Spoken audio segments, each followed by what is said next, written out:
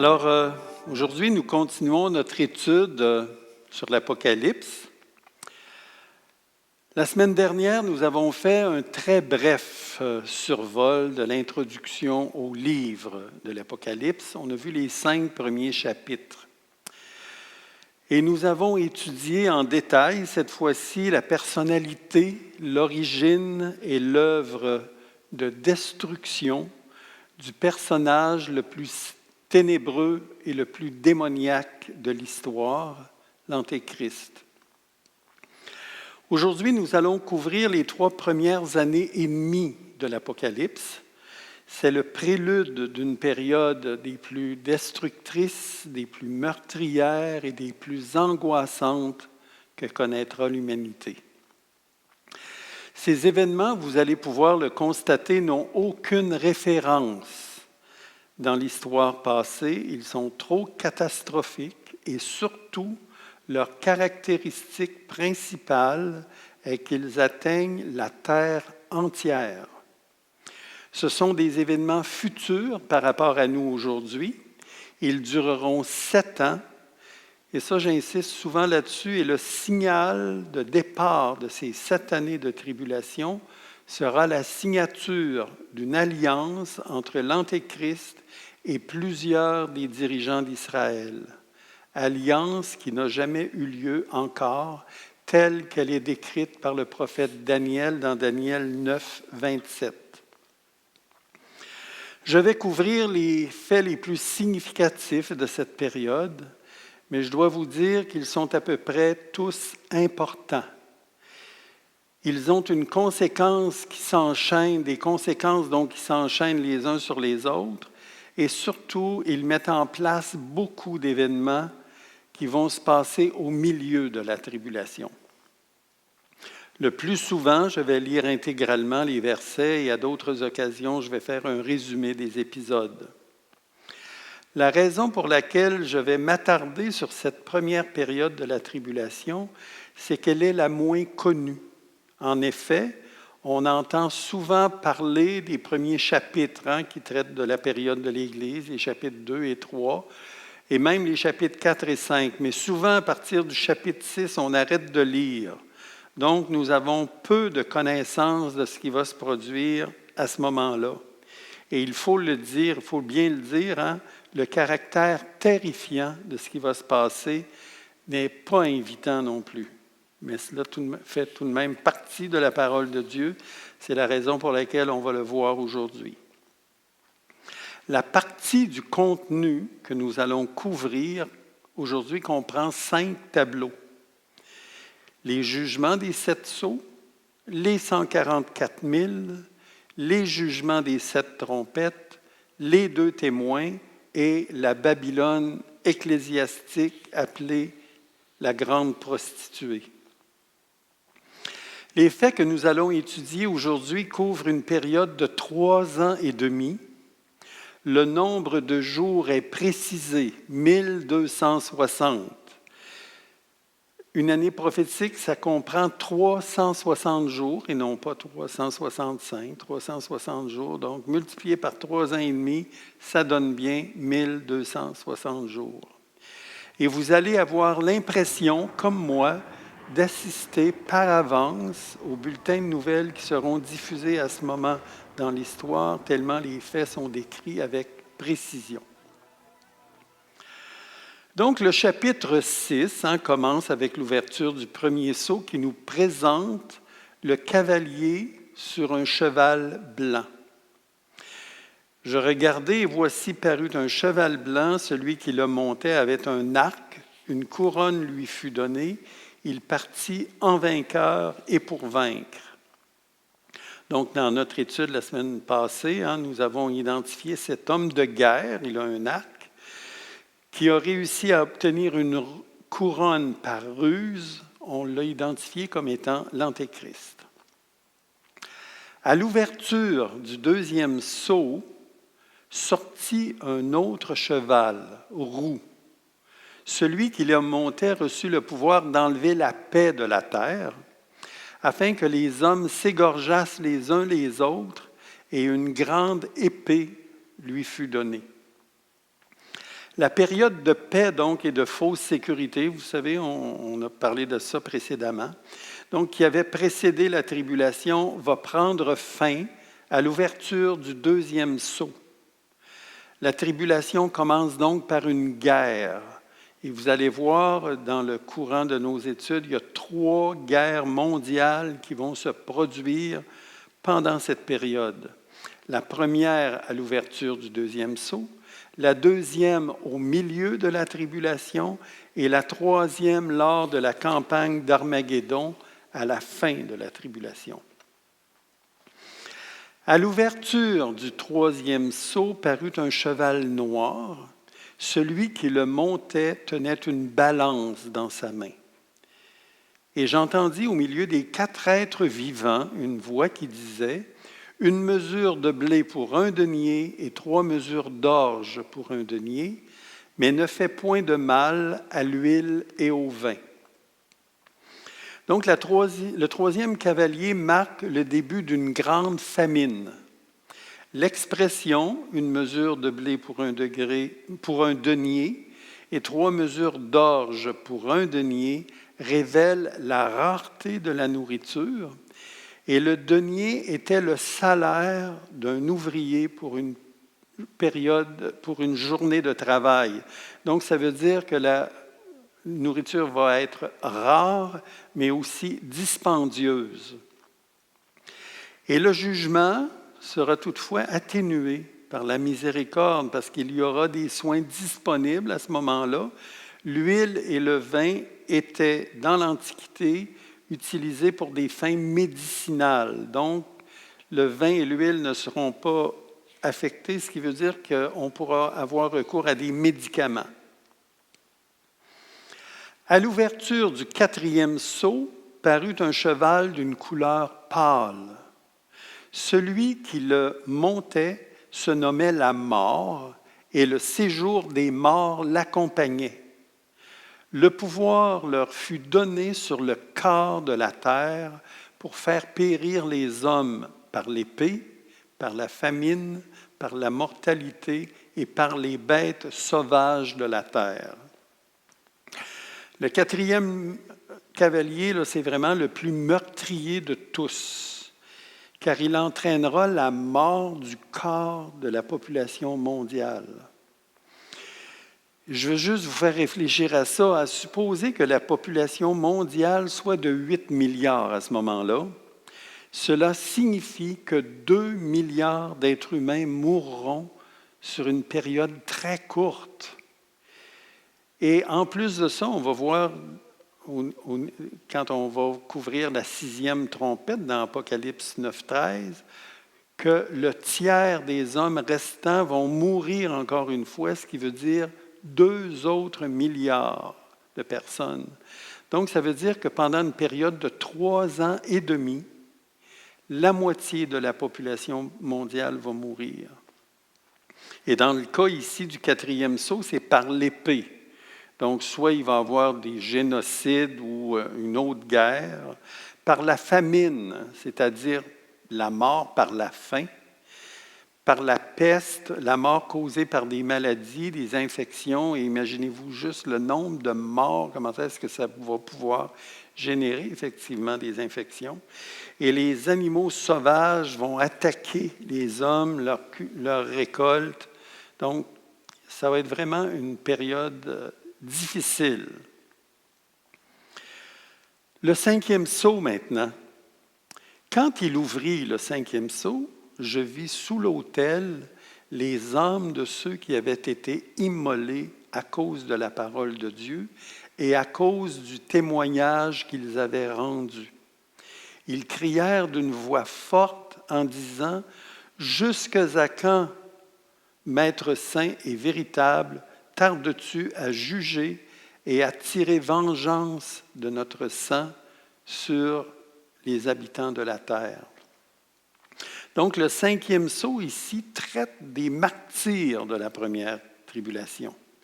Et nous allons voir au chapitre 7 comment ces personnes-là sont devenues croyantes. Et au chapitre 17, qui les a persécutées. Et leur prière, c'est « Jusqu'à quand, Maître, saint et véritable, tardes-tu à tirer vengeance de notre sang sur les habitants de la terre? Et on va voir comment Dieu va répondre à cette prière-là tout à l'heure. Le 6e sceau, maintenant, écoutez bien cette description-là. Moi, je ne voudrais pas être là à ce moment-là sur la terre. Je regardais quand il ouvrit le 6e sceau, et il y eut un grand tremblement de terre. Le ciel devint noir comme un sac de crin, la lune entière devint comme du sang. Et les étoiles, donc il s'agit ici de vraies étoiles, là, tombèrent du ciel sur la terre, comme lorsqu'un figuier secoué par un vent violent jette ses figues vertes. Le ciel se retira comme un livre qu'on roule, et toutes les montagnes et les îles furent remuées de leur place. Les rois de la terre, les grands, les chefs militaires, les riches, les puissants, tous les esclaves et les hommes libres se cachèrent dans les cavernes et dans les rochers des montagnes. Et ils disaient aux montagnes et aux rochers, « Tombez sur nous et cachez-nous devant la face de celui qui est assis sur le trône et devant la colère de l'agneau, car le grand jour de sa colère est venu. Qui peut subsister? » Donc les non-croyants ne pourront plus à ce moment-là justifier ce qui arrive par des catastrophes naturelles. Ils commencent à reconnaître la colère de Dieu et le jugement de Dieu. Et ils vont vivre de grands moments d'angoisse au point qu'ils vont dire aux montagnes, « Tombez sur nous et cachez-nous devant la face de celui qui est assis sur le trône et devant la colère de l'agneau. » Donc, si on résume maintenant les 6 sceaux, le premier sceau nous parle de la montée de l'Antéchrist, le 2e sceau de la première guerre mondiale de la grande tribulation, le 3e sceau, il va y avoir une grande famine sur la terre entière, le 4e sceau, la mort du corps de la population mondiale, le 5e sceau nous parle des martyrs de la première tribulation et le 6e sceau des grands cataclysmes dans la nature. Maintenant, passons au 2e tableau. Vous vous souvenez qu'au 5e sceau, nous avons vu une grande foule, les âmes de ceux qui avaient été immolés, tués, martyrisés à cause de la parole de Dieu et à cause du témoignage qu'ils avaient rendu. Alors, la question à se poser, c'est qui a présenté l'Évangile à ces personnes, puisque l'Église a déjà été enlevée? Le chapitre 7 nous donne la réponse de ce grand réveil mondial. Ce sont les 144 000 Juifs qui vont évangéliser toute la terre. C'est un événement qui ne s'est jamais produit sur la terre que des Juifs répandent l'Évangile, ce qui signifie que c'est un événement futur et nouveau. Ce sont les Juifs qui croient en Jésus, donc des Juifs messianiques, qui vont accomplir ce ministère. Regardons maintenant les circonstances du choix des 144 000. On est au chapitre 7. Après cela, je vis 4 anges debout aux 4 coins de la terre. Ils retenaient les 4 vents de la terre, afin qu'il ne soufflât point de vent sur la terre, ni sur la mer, ni sur aucun arbre. Et je vis un autre ange qui montait du côté du soleil levant et qui tenait le sceau du Dieu vivant. Il cria d'une voix forte aux 4 anges à qui il avait été donné de faire du mal à la terre et à la mer, et il leur dit, ne faites point de mal à la terre, ni à la mer, ni aux arbres, jusqu'à ce que nous ayons marqué du sceau le front des serviteurs de notre Dieu. Et j'entendis le nombre de ceux qui avaient été marqués du sceau, 144 000 de toutes les tribus des fils d'Israël. Donc, à cause de la mention, ne faites point de mal à la terre, ni à la mer, ni aux arbres, jusqu'à ce que nous ayons marqué du sceau le front des serviteurs de Dieu, on peut déduire de ces versets que les serviteurs, donc les 144 000, recevront leur sceau avant les destructions annoncées par les 6 sceaux. Autrement dit, avant même que le premier sceau soit ouvert, les 144 000 ont reçu un sceau sur leur front. Maintenant, à quoi ça sert, ce sceau-là? On peut voir qu'il répond à 2 objectifs. C'est un sceau de protection, c'est-à-dire qui leur assurera de ne pas être touchés par les jugements de Dieu ou par les persécutions contre les croyants. Et c'est aussi un sceau du service. Cela fera d'eux les messagers de l'Évangile pendant la tribulation et ils seront ainsi, à cause de leur sceau, reconnaissables. Et les 4 vents dont on parle au verset 1 indiquent que les 144 000 proviendront de toutes les régions du monde. Et les 144 000, c'est vraiment une manifestation de la grâce de Dieu à cette époque-là. Donc, ce passage insiste sur le fait que les 144 000 sont juifs et qu'ils proviennent des 12 tribus d'Israël. Ceux qui, de nos jours, parce qu'il y en a qui, de nos jours, parmi les non-juifs, s'identifient comme faisant partie des 144 000, sont dans l'erreur, puisque ces personnes ne seront que des Juifs et ils n'appartiennent qu'à cette période de l'histoire. Le ministère des 144 000 Juifs prêchant l'Évangile, c'est un accomplissement de la prophétie de Matthieu 24, 14, où Jésus dit « Cette bonne nouvelle du royaume sera prêchée dans le monde entier pour servir de témoignage à toutes les nations, alors viendra la fin. » Donc l'atteinte du monde entier par l'Évangile sera faite à ce moment de l'histoire. Maintenant, les résultats de l'évangélisation par les 144 000.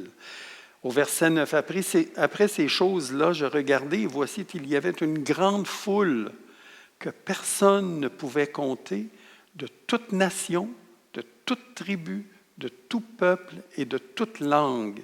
Ils se tenaient devant le trône, devant l'agneau, revêtus d'une robe blanche et des palmes dans leurs mains, et ils criaient d'une voix forte en disant « Le salut est à notre Dieu qui est assis sur le trône et à l'agneau. » Et tous ceux qui sont à ce moment-là dans le ciel disent « Amen, la louange, la gloire, la sagesse, l'action de grâce, l'honneur, la puissance et la force sont à notre Dieu au siècle des siècles. Amen. » Il y a donc une foule innombrable venant de toutes les nations, de toutes les tribus qui sont là devant le trône de l'agneau. Et la question à se poser, c'est d'où provient cette foule?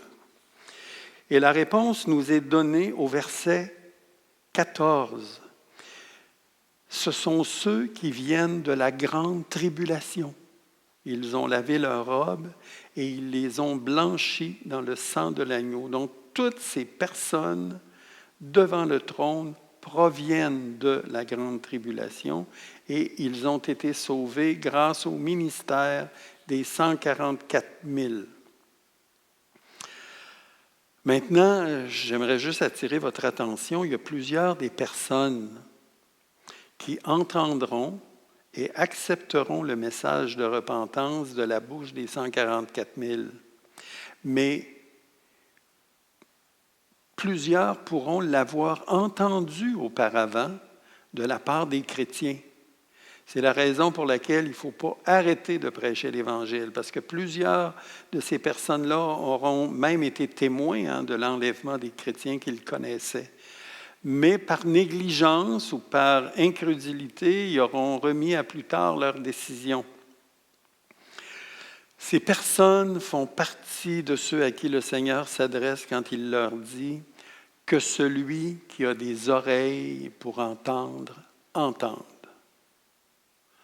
On peut entendre et négliger de faire ce que l'on entend.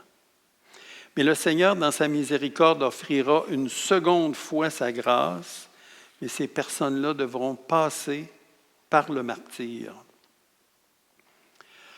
On est maintenant rendu au 3e tableau, le jugement des trompettes. Et au verset 1 du chapitre 8, ça dit « Quand il ouvrit le 7e sceau, il y eut dans le ciel un silence d'environ une demi-heure. Et je vis les 7 anges qui se tiennent devant Dieu, et 7 trompettes leur furent données. Et un autre ange vint et se tint sur l'autel avec un encensoir d'or.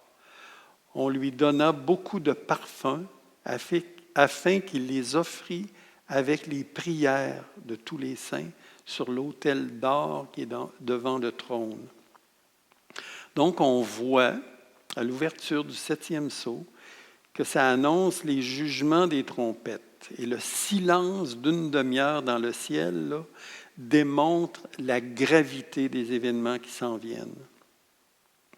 Et les jugements des trompettes sont une réponse aux prières des martyrs du 5e sceau. Donc, les quatre premières trompettes font état de cataclysme sur la terre et ils vont atteindre principalement ceux qui ont martyrisé les chrétiens. Et je vous en donne ici le résumé. La première trompette annonce la destruction du tiers de la surface sèche de la terre. C'est-à-dire que le tiers de la terre fut brûlé, les arbres, toute herbe verte. La deuxième trompette, c'est la destruction du tiers des océans et de la vie sous-marine par un ange déchu dont le nom est Absinthe. La troisième trompette, c'est la destruction du tiers des étendues d'eau douce. Le tiers des fleuves et le tiers des sources d'eau vont être contaminés. Et la quatrième trompette, c'est l'obscurcissement du tiers des sources lumineuses de la terre, c'est-à-dire le soleil, la lune et les étoiles. Et moi, je vous demande juste de vous imaginer le désarroi et l'angoisse des personnes qui vont vivre ces phénomènes terribles. Mais le plus terrible s'en vient. Au verset 13, ça dit « Je regardai et j'entendis un aigle qui volait au milieu du ciel, disant d'une voix forte, « Malheur, malheur, malheur aux habitants de la terre, à cause des autres sons de la trompette des 3 anges qui vont sonner. » Les 3 derniers jugements seront encore plus graves que les 4 premiers qui étaient déjà très graves. Si graves que leur venue sera annoncée par la voix d'un aigle. Et l'aigle, pris symboliquement, représente un ange d'un haut rang. On a vu ça dans Apocalypse 4, 7. C'est un des anges qui se tient devant le trône de Dieu. Et la gravité de ces jugements, vous allez voir, là, provient du fait qu'ils sont exécutés par des démons. Donc, dans Apocalypse 9, au verset 1, on a « Le 5e ange sonna de la trompette, et je vis une étoile qui était tombée du ciel sur la terre. La clé du puits de l'abîme lui fut donnée, et elle ouvrit le puits de l'abîme. » Il est clair ici que l'étoile tombée du ciel dont il est question, c'est un ange déchu, puisqu'il reçoit les clés de l'abîme. Une planète ne peut pas recevoir les clés de l'abîme, donc c'est vraiment un ange ici déchu qui reçoit les clés de l'abîme. Et l'abîme, dans la Bible, c'est un lieu d'emprisonnement temporaire pour les anges déchus et les démons. Et donc, ce sont les anges déchus qui seront relâchés pour exécuter un jugement envers l'humanité. Et le texte nous dit que de plus, là, il est dit que l'ouverture de l'abîme produira une période de ténèbres sur la terre, de sorte que la lumière du soleil ne parviendra plus à la terre. Et Jean décrit ces démons sortis de l'abîme comme ressemblant à des êtres mi-sauterelles, mi-scorpions. Et ici, Jean parle dans des termes pour que nous puissions comprendre leur ressemblance si nous pouvions les voir, parce que, dans le fond, ils sont invisibles. Leur ressemblance est en fonction de leur laideur et des tourments qu'ils causent. Et voici les pouvoirs qu'ils vont recevoir. Il leur fut dit de ne point faire de mal à l'herbe de la terre, ni à aucune verdure, ni à aucun arbre, mais seulement aux hommes qui n'avaient pas le sceau de Dieu sur le front. Il leur fut donné non de les tuer, mais de les tourmenter pendant 5 mois. Et le tourment qu'elle causait était comme le tourment que cause le scorpion quand il pique un homme. Et quand on est piqué par un scorpion, on se tord de douleur tellement ça fait mal. Et les tourments vont être si terribles en ce moment-là, en ces temps-là, que les hommes chercheront la mort et ils ne la trouveront pas. Ils désireront mourir et la mort fuira loin d'eux. Ils ne pourront même pas se suicider. Et ce qui va être extraordinaire et terrible dans ce jugement-là, c'est que les hommes vont se faire piquer, mais ils ne sauront pas d'où vient la piqûre tellement, parce que les anges qui vont les piquer sont invisibles. La 6e trompette annonce la 2e invasion démoniaque. Donc, au son de la 6e trompette, 4 anges déchus, liés au-dessus du fleuve l'Euphrate, sont relâchés afin de diriger la 2e invasion démoniaque. Vous vous souvenez que la première invasion démoniaque était destinée à tourmenter les hommes? Celle-ci aura pour mission de tuer 1/3 de la population mondiale. Comme je vous ai dit tout à l'heure, ça va chercher autour de 2 milliards de personnes. Le nombre des démons impliqués dans la 2e invasion est de 200 millions. Jean nous dit 2 myriades de myriades, donc 200 millions. Et Jean les voit en rang, comme les cavaliers d'une armée, et l'aspect qu'il décrit, qu'il met en évidence, leur férocité et leur rage de tuer. Et le tiers des hommes vivants à ce moment-là va être tué par le feu, par la fumée et par le soufre qui sortait de la bouche de ces démons. Donc la fumée, le soufre et le feu, c'est les armes avec lesquelles ils tuent. Et malgré le jugement de la 6e trompette, l'humanité refusera de se repentir. Écoutez bien, et les autres hommes qui ne furent pas tués par ces fléaux ne se repentirent pas des œuvres de leurs mains. Ils ne cessèrent pas d'adorer les démons et les idoles d'or, d'argent, d'airain, de pierre et de bois qui ne peuvent ni voir, ni entendre, ni marcher. Et ils ne se repentirent pas de leurs meurtres, ni de leurs enchantements, ni de leur impudicité, ni de leur vol. Donc, c'est vraiment une chose incroyable que les hommes vont continuer à rendre un culte aux démons qui les auront torturés pendant 5 mois et qui auront détruit 1/3 de l'humanité. Donc, je vous donne ici un résumé des 6 trompettes. Dans la première trompette, c'est la destruction du tiers de la surface sèche de la terre, c'est-à-dire la terre, les arbres, l'herbe verte. La 2e trompette, la destruction du tiers des océans et de la vie sous-marine. La 3e trompette, la destruction du tiers des étendues d'eau douce. La 4e trompette, l'obscurcissement du tiers des sources lumineuses de la terre. La 5e trompette, une invasion démoniaque qui tourmentera les hommes pendant 5 mois. Et la 6e trompette, la 2e invasion démoniaque qui tuera le tiers des hommes de la terre. Alors, on avait vu au deuxième tableau que le ministère d'évangélisation des 144 000 va atteindre toutes les nations. Mais il y aura un ministère spécial envers les Juifs de Jérusalem qui sera assuré, lui, par les 2 témoins. Donc, c'est notre 4e tableau. Le ministère des 2 témoins, donc, il va s'étendre sur toute la première moitié de la tribulation. Le nombre de jours est spécifié, 1260. Et écoutez bien la grande autorité que Dieu va leur donner. Je donnerai à mes 2 témoins le pouvoir de prophétiser, revêtus de sacs pendant 1260 jours.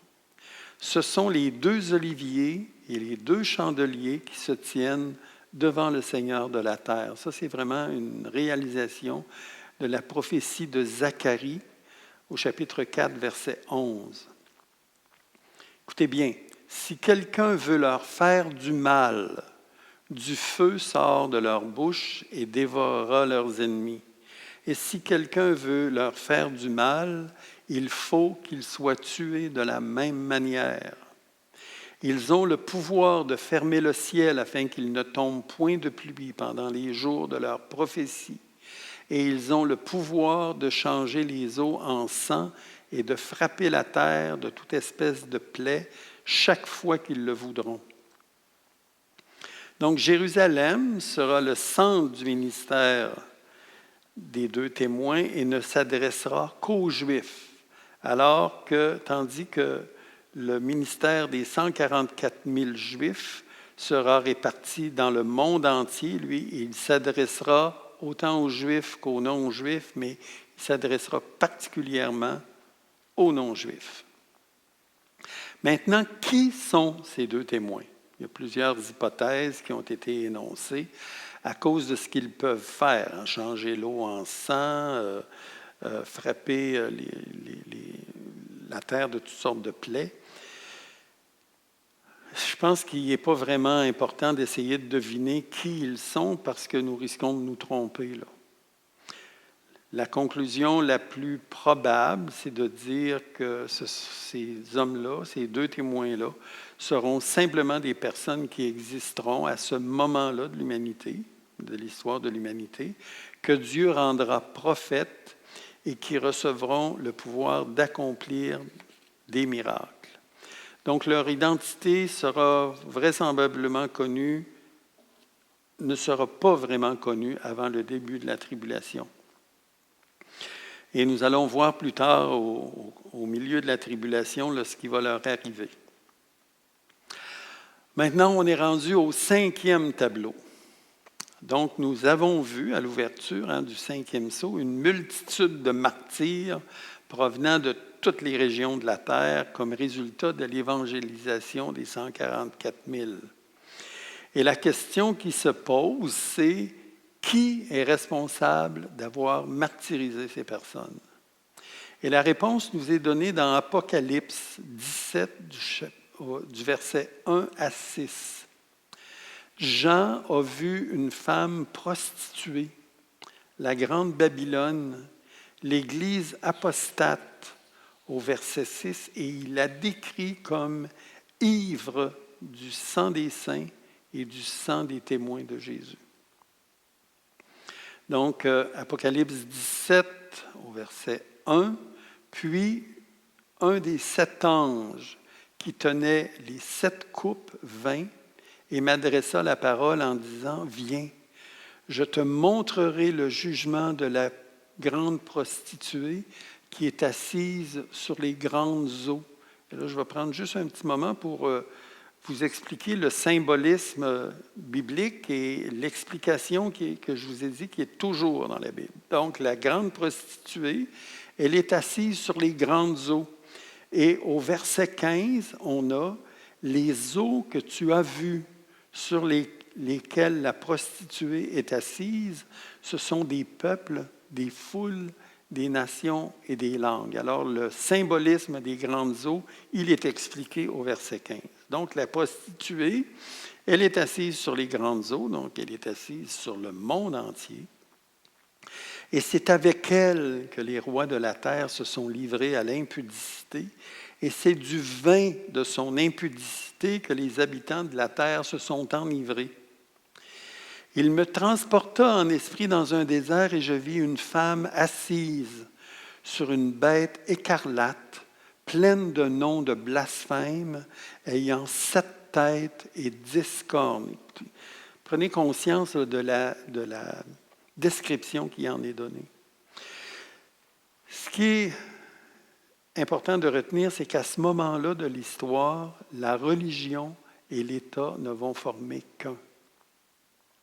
La prostituée est assise sur la bête à 7 cornes et 10 cornes, 7 têtes et à 10 cornes, ce qui signifie que pendant la première moitié de la tribulation, ce faux système religieux aura l'appui des 10 rois dont nous avons parlé précédemment.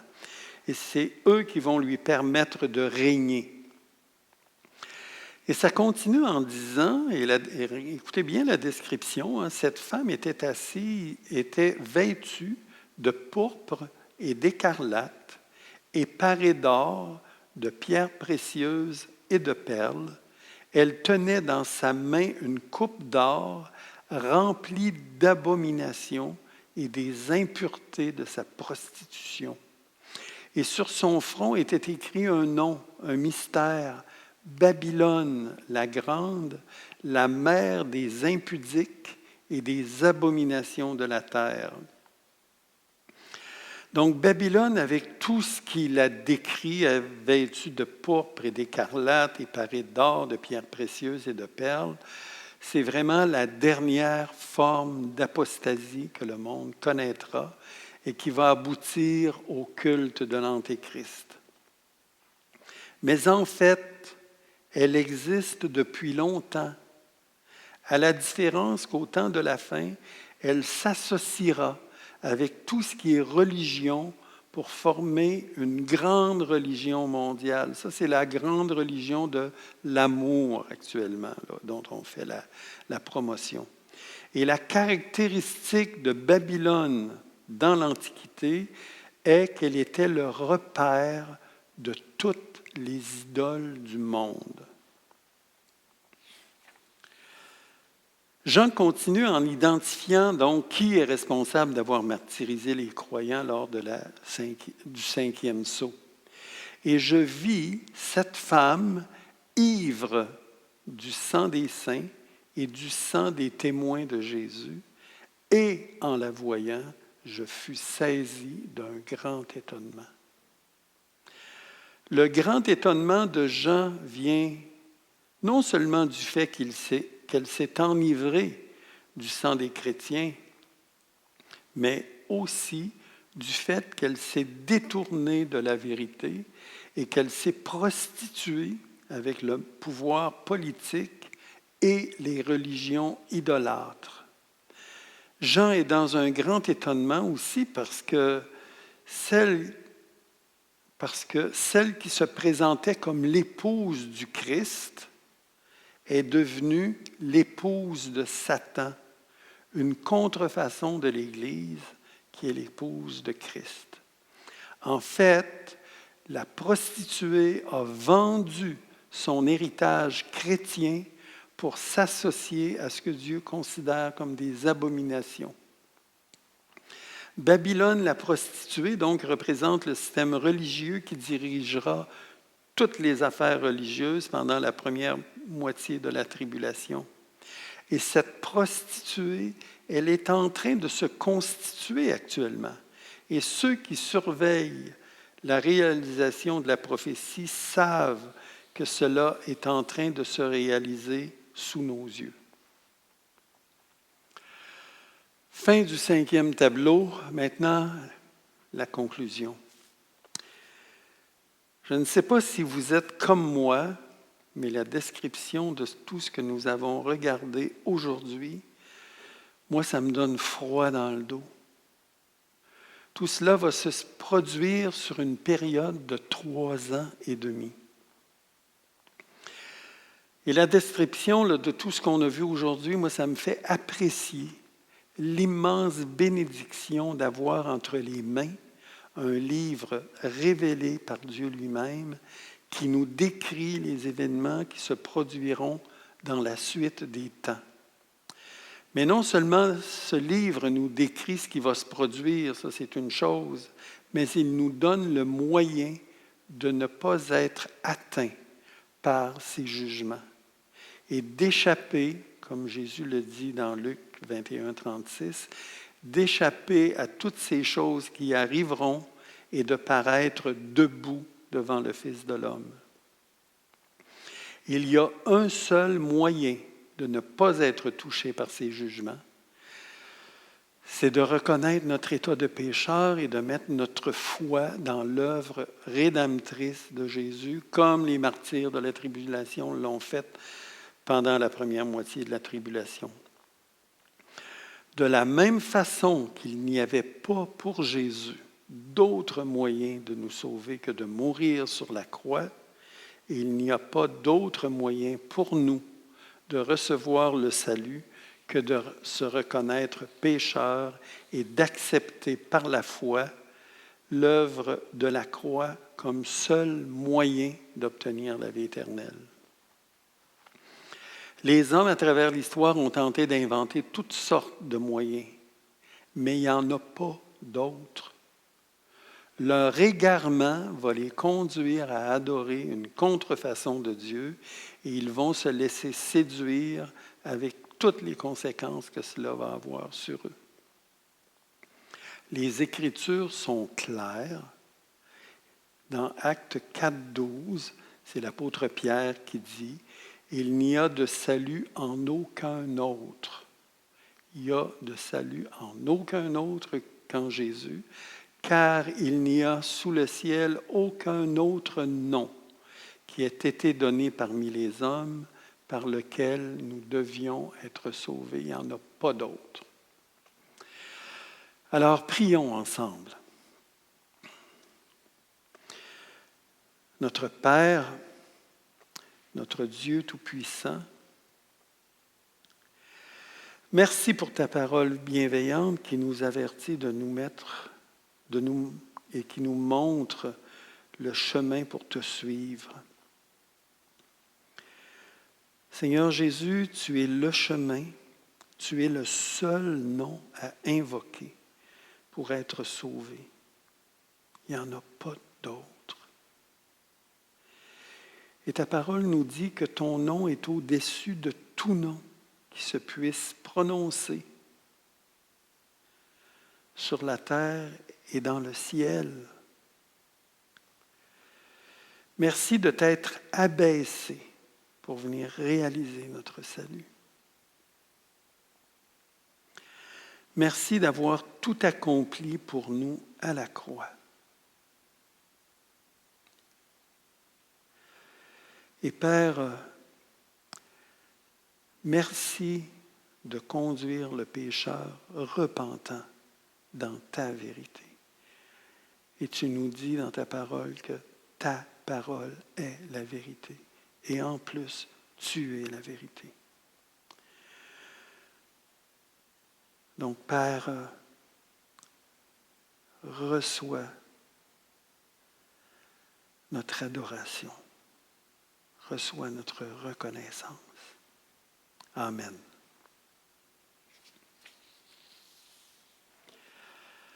Alors, merci d'avoir été des nôtres aujourd'hui. Je vous donne rendez-vous la semaine prochaine où nous allons continuer notre étude sur l'Apocalypse, mais cette fois-ci, nous allons regarder les faits marquants de la seconde moitié de la tribulation. Si vous avez des questions, vous pouvez nous les acheminer par le biais de notre site Internet. Les coordonnées pour ceux qui veulent se procurer le livre sur les traces du Messie seront également sur notre site web. Donc, bonne semaine et que la bénédiction soit sur vous tous.